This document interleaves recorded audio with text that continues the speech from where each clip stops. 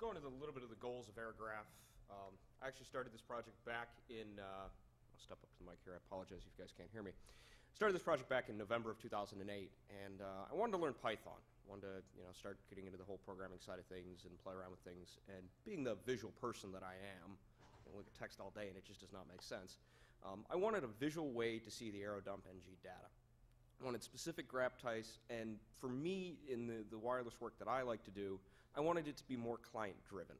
Most of the tools that I've played with are access point-driven, and I really wanted to focus more on the clients, being that they were my targets, rather than just the access points themselves. Airgraph-ng has two different grab types. The first being what I refer to as the CAPR, or your client-to-AP relationship. Your access points are more of a means to an end. I really wanted to focus more on the clients. So it shows the links between your access points and your clients. Being that it focuses more on your clients than your access points, you are going to lose some data. Only the access points that have clients attached to them get graphed. Now, future work, if somebody could give me a good reason, I can still pull all that information out and put it into a text document or anything else for you. If you have ideas, by all means, let me know. We do keep basic statistics of the mapping. So when the image is generated, we have a total number of clients generated, number of clients per access point, and then we also do color-based encoding based on encryption type for the images. So at a quick glance, I can see that red is an open network, yellow is a web network, and green is either WPA or WPA2. We move on to the second graph type. We have the CPG graph, or also known as a client probe graph. This is kind of interesting because we're graphing the links between the clients and the probe requests they're making. The probe requests are shown in blue, and it'll make a little bit more sense when you see the images a little bit later. But being that they're all making probe requests, I found it was kind of neat to see which clients and which probes were getting requested the most. And it's very, very easy to see when you see it in an image. Maltego support. Maltego was kind of an afterthought. I have to give big thanks to Andrew Mohawk, who really pushed me into that. I was sitting in IRC one day, kind of grousing about something or other. If people know me in IRC, I'm always grousing. He said, hey, this is along the same lines of the work that we're doing. Can you integrate it with us? So I sat down, wrote him a function call, and sure enough, ended up with Maltego support.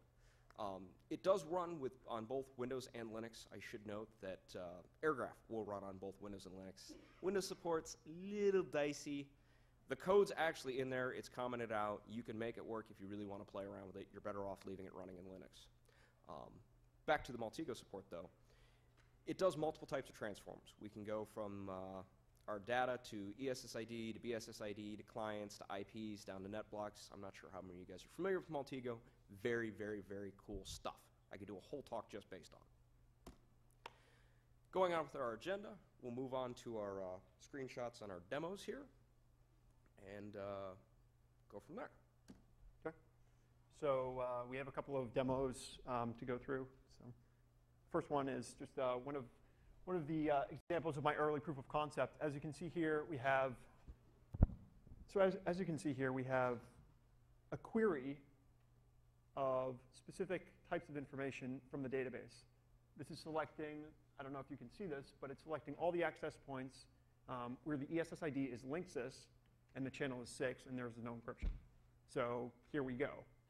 So I just did like a war walking all around the Boston area, around Cappy's Pizza, as you can see, and we have a bunch of linksys access points. There were several more, but this is just specifically, these are the open access points. So you could jump on one. So here you can see. How come they're in the trees?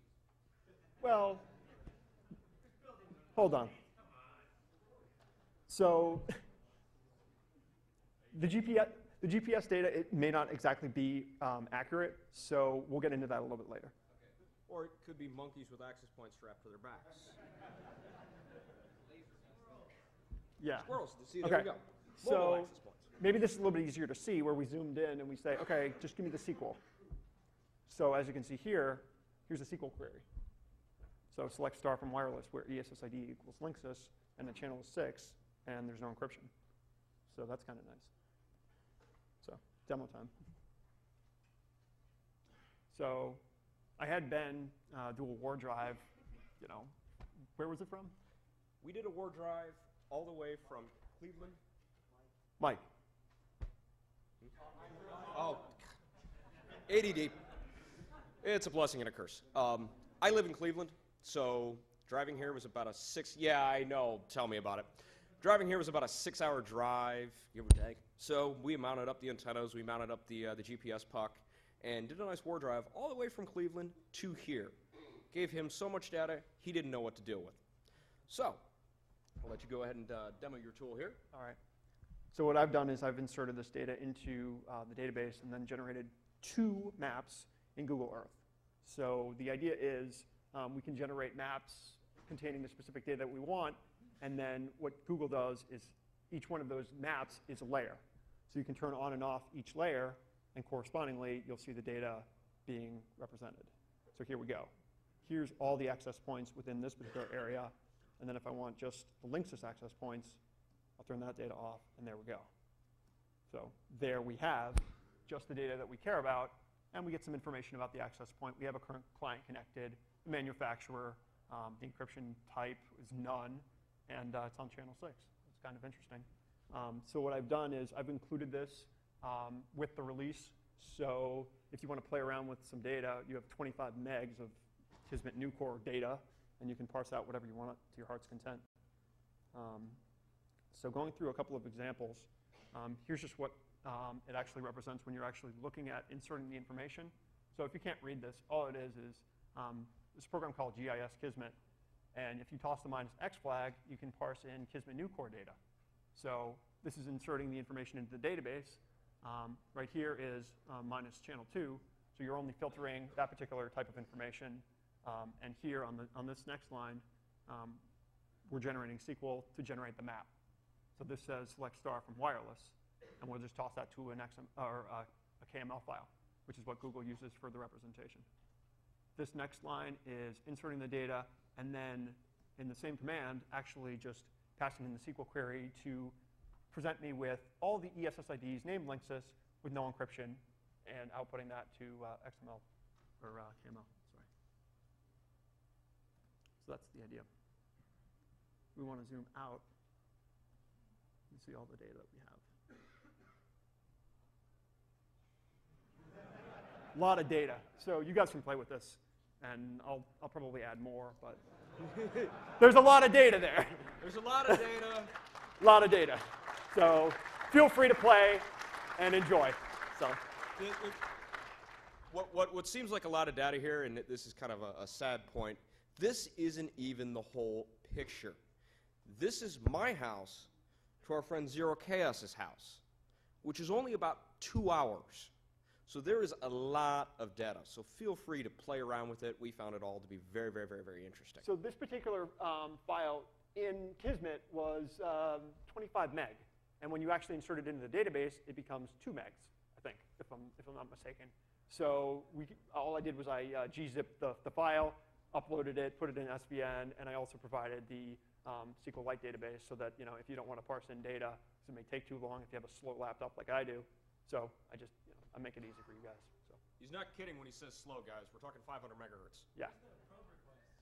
I didn't include probe requests, but it's something that I can think about in the future adding. So.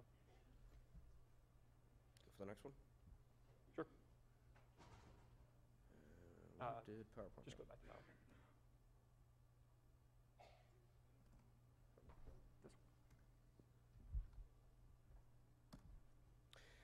We go into some of the screenshots of Airgraph, and this is a particular data set that I have to thank Dr. Kahuna, who's one of the remote exploit guys from, because it has been extremely useful through the creation of this project.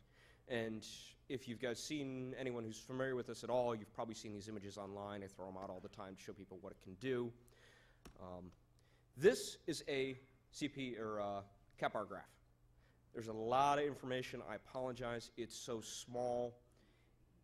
I'm not kidding when I say that these images can get very, very, very large.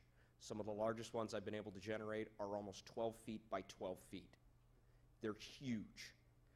But the upside is that you're able to cram a lot of data and then zoom in and work around with it. I love this image because it really shows